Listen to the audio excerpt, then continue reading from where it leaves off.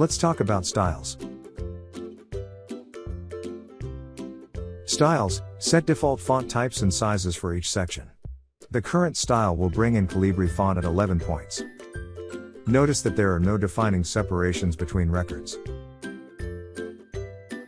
Click on the Arrange tab and then choose Styles. You can choose a pre-existing style, but we will create a new one. Here is where we can choose a different alternating background color.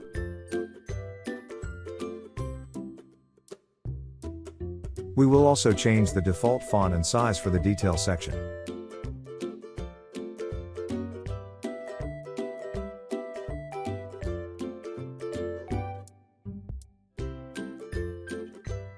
Notice that new fields pick up the properties from the style. Now we have alternating background colors per row. You can also use simple lines to divide up your records too.